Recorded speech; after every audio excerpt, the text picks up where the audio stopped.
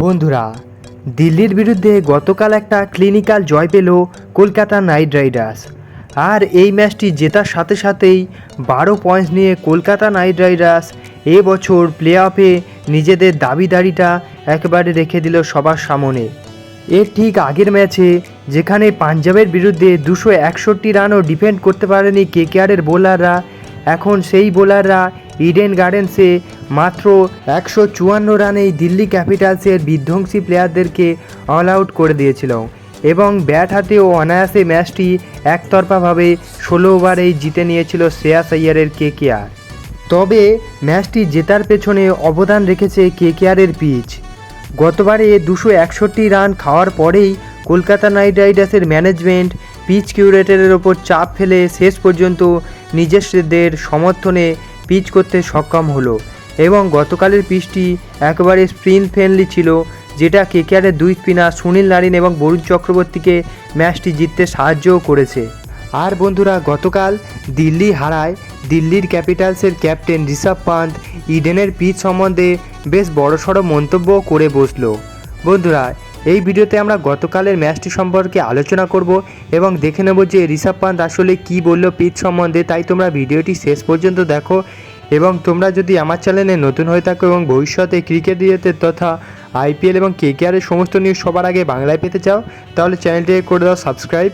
এবং তোমরা যদি কেকেআরকে মন থেকে ভালোবেসে থাকো তাহলে ভিডিওটিকে অবশ্যই করে দাও একটা লাইক। এবং তোমরা যদি কেকেআরকে চাও এবছর ট্রফি জিতুক তাহলে কমেন্ট বক্সে আমি কেকেআর কমেন্টটি অবশ্যই করে দাও। চলো ভিডিওতে আগে যাওয়া যাক। ম্যাচের কথা বলতে গেলে গতকাল আবার টসে হেরে গিয়েছিল কেকেআরের ক্যাপ্টেন শ্রেয়াস আইয়ার। এই নিয়ে ইডেন গার্ডেন্সে পরপর 4টি ম্যাচে টসে হারল কেকেআর। তবে টসে হারলেও কেকেআর মনে মনে যে সিদ্ধান্তটা নেয়ার কথা ভাবছিল সেটাই ঋষভ পান্ত দিয়ে দিল কেকেআরকে, অর্থাৎ বোলিংয়ের দায়িত্ব দিয়েছিল শ্রেয়াস আইয়ারকে।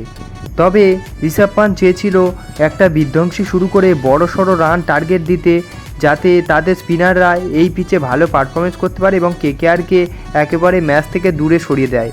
তবে তার বুদ্ধি সেইভাবে কাজে লাগলো না। প্রথমে শুরুতেই কলকাতারা টপাটপ উইকেট নিতে শুরু করে দিল আর দিল্লির ওপেনারদের।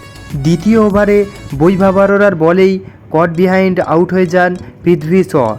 আর তারপর থেকে উইকেট পড়া সিলসিলা বন্ধ হয়নি।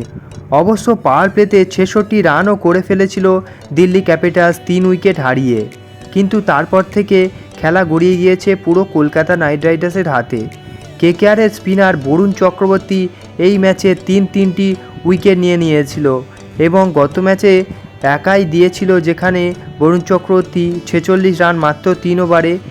এই ম্যাচটিতে দুর্দান্ত কামব্যাক করলো এবং ম্যান অফ দ্য ম্যাচের খেতাবটিও বরুণ চক্রবর্তী পেয়ে গেল এই ম্যাচে।